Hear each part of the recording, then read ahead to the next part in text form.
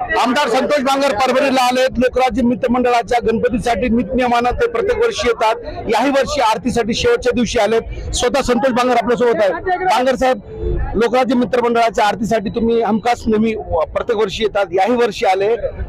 शेवटचा दिवस आहे, लाडक्या बाप्पांकडे काय सगळा घातलाय? लाडक्या बापाकडे एवढंच साकडं आहे माझं। लोकराज्य मित्र मंडळाचे आमचे संस्थापक अध्यक्ष आदरणीय आमचे मित्र व्यंकटरावजी शिंदे यांच्या माध्यमातून दरवर्षीच या ठिकाणी मी आरतीला येत असतो।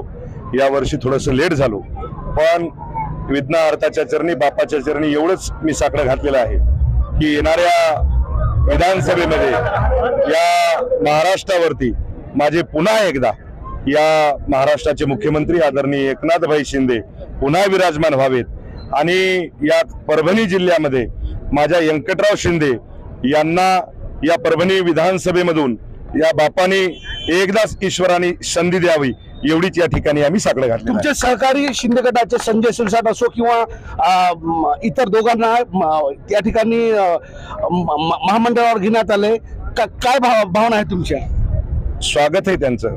आणि एक ध्यानात ठेवा, 3-3, 4-4 टर्म तुम्हाला सांगतो की संजय राठोड हे तुम्हाला सांगतो की आमदार होते, त्यावेळेस त्यांची मंत्री हेमंत पाटील सुद्धा मागच्या वेळेस आमदार होते, त्याच्या वेळेस खासदार झाले आणि यावेळेस सुद्धा तुम्हाला सांगतो की थोड्या मताधिक्याने त्यांचा पराभव झाला, त्यामुळे त्यांना सुद्धा राज्यमंत्री पदाचा या ठिकाणी दर्जा दिलेला आहे। त्यांचं सुद्धा या ठिकाणी मी स्वागत करतोय।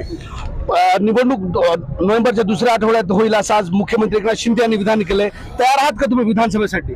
शिवसैनिक हा सज्जच असतो, ध्यानात ठेवा। शिवसैनिकाला तयारीची आवश्यकता नसती। शिवसैनिकाला तिकडे बुगुल फेकणं आणि इकडे निवडणुकीला तयार होणं हे संघ असतं। संजय गायकवाड यांनी असं विधान केलंय की राहुल गांधी यांची जीप छाटणाऱ्याला 11 लाख रुपये पारितोषिक देईन मी। कसं पाहता त्याच्या विधानाकडे? लोकप्रतिनिधीकडून असे विधान येणं काय त्यांचं विधान ऐकलं नाही आणि मला काय ते मी बघितलं नाही। कॅमेरा पर्सन सय्यद खिजरसह नजीर खान, TV9 मराठी, परभणी।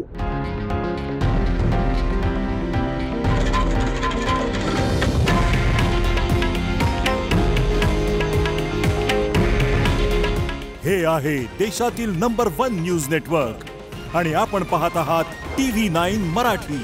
काळजी तुमची, हित महाराष्ट्राचं।